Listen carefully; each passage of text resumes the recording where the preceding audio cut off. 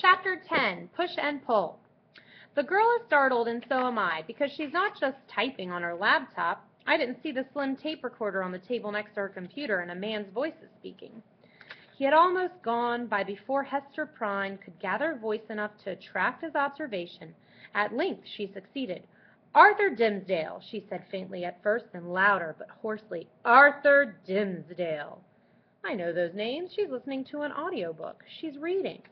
My hand is still on the doorknob. She's turned toward me in her chair, her face a mix of curiosity and concern.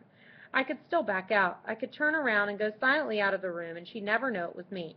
But it's been 3 days since I've talked to anyone except Mom and Dad and Mrs. Trent and Dr. Fleming and a couple of cab drivers. So basically it's been 3 days with no human contact. She says, "Hello?" And it strikes me that she's easily the prettiest girl who said hello to me in at least 2 years. So I try to sound normal as a naked guy can sound, and I say, "Hi, I'm sorry to barge in, but I saw you and I wanted to say hi." Her head tilts a little to one side, and her hair falls away from one cheek. "You don't really know me, but I'm the guy," she nods, smiling a little, "the guy who ran into me down by the entrance on Tuesday, right? I remember your voice. You made a strong first impression." Bigger smile now. Sense of humor. "Yeah, I'm really sorry about that. And that I had to run off too, but I was late for something." She shrugged, still smiling. "No big deal. I'm usually the one who bumps into things. It was a nice change."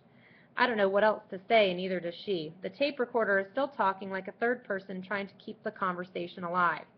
I notice her hands, long fingers, sensitive, never completely still. As if she can tell I'm looking at her hands, she stirs, fills around a little, pushes a button, and the voice stops.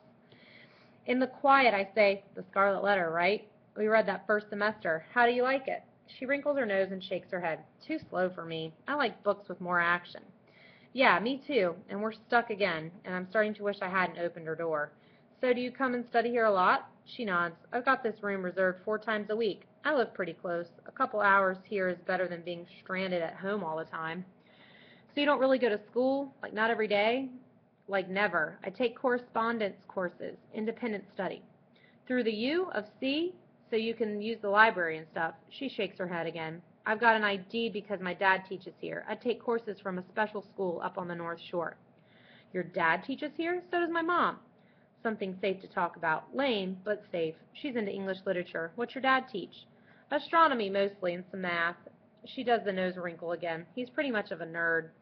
So we could also talk about our dads, try to figure out which one is nerdier. Except before I stop to think, I hear myself asking, "How long have you been blind?" Oof.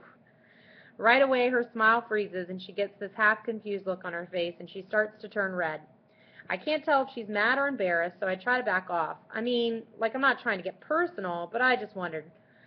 Because I really don't know anyone who's blind, and I was just curious, she says, and her right eyebrow lifts up. "You were curious about the little blind girl?" There's an edge to her voice. Not angry exactly, more like sarcastic and a little amused, like she can tell I'm embarrassed now, so she's messing with me. "It's all right," she says. "I can talk about it. I've only been blind for about 2 years." "Was it an accident or something?"